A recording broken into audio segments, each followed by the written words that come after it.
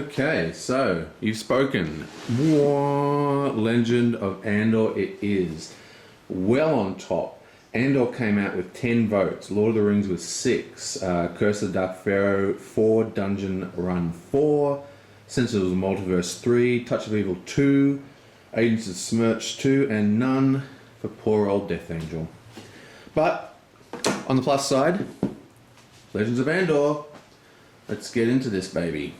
Now, while I'm setting up in the past, I'll just do this little overdub as an intro, I guess. And basically, this game is cooperative. It's a fully cooperative game. It isn't a balanced game, and what that means is that it requires 4 heroes to play. And I think this is by design. So if you're playing this game 2 players, then you want to play 2 characters each. And this is a common in cooperative games, especially heavily story-based games, which is what this is meant to be. Now, apart from that, it shares a lot in common with other famous cooperative games, as in it has event decks, it has character sheets, it has modifying stats over time, all those kind of things. What really sets it apart, though, is if you look at the board, it looks a lot like a war game board, and that's because that's what it is. Unlike, say, Arkham Horror or Touch of Evil or, the myriad of other ones, this is actually an area control game where you move throughout a map which is representational. It's not abstract like the Arkham Horror map.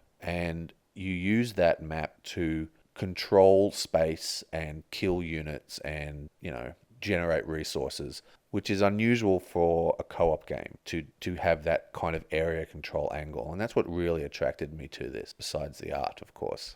Now, I believe this was first published by Cosmos in German, but I don't have that version. I'm using the Fantasy Flight version, and I have no idea if there's any changes in the rules since it was reprinted for the English audience. And talking about the rules, I've never played this game, ever.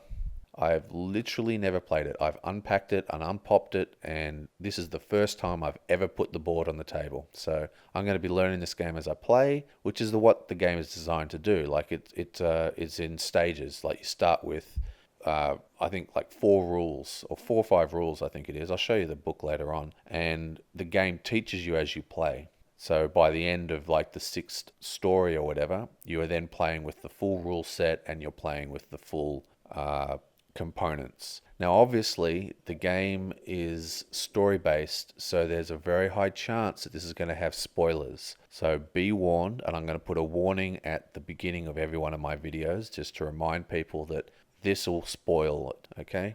Spoiler story, anyway. But yeah, so let me know if there's any mistakes, of course, as always, and I hope you guys enjoy this. I'm going to have a lot of fun, I'm sure, and I can't wait to see where this goes. So, all right, let's go back to past me. Okay, so that's it. We are set up. Now, if you can hear that, that's my air conditioner running, but it is boiling hot in Australia right now, and I just can't stand it. So you're going to have to live with it. Okay, let's have a quick look at what we got here. Now, this is the introductory phase of the game. Now, as I said, what's interesting about this game is that it doesn't have a traditional rulebook. This is the rulebook. Right? And you start playing here at point 2.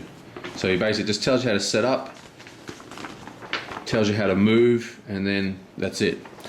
And the idea is the game's meant to teach you as you play. So it's a little bit weird for me coming from a wanting to understand all the rules, but here we go. So have a quick look at what we've got. Each character has its character board, right? This denotes how many dice it can roll, and like strength, and all the much like the Arkham Horror investigator cards, all the information for the heroes here. Got like an inventory slots, you got weapon items and all sorts of things. Now you can see it's color coded, so the dwarf is yellow. So that's her there. Interesting little touch. If you turn it around, you see their back. Kind of cool. Now, the sex doesn't matter. If you flip over their main boards, you get the different sex. So I just randomly did them. So we have the hero down here, wizard, we have an archer, and we have the dwarf. Now up here we have a player aid. This just tells you what we can buy and sell and how the items work. And it has a battle sequence as well, which we'll be using later. Now up the top we have, this is like the story deck in Mice and Mystics. Basically this advances the game. This is for the end of the scenario, and this is an event deck, much like Encounter card in Arkham.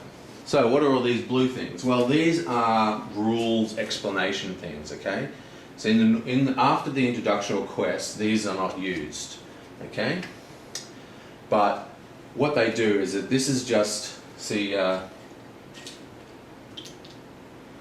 that is a fog, right? That's a fog icon that's randomly drawn later on, and that'll go on the fog area, like so, right? But in the introduction quest, you have this big blue card because it explains what the fogs are. And this way, you can, it sort of teaches you to play. So this is a well, and this is a well, but this explains what a well is. So instead of having it in the manual, you have it on these weird cards. This is pretty cool if you're playing from scratch, but I think it's going to be a little bit annoying when you come back to this game ages later and you want to look up a rule.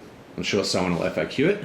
Anyway, so that's the general gist. So, as I said in my introduction, I've actually not ever played this game, and I might change the way it's set up to make it easier to film. Like I might see what if I did it on a bit of an angle like that, I could get it closer to the board, but still not have it vertical.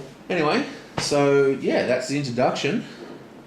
Let's get started, shall we? Legends of Andor, turn 1.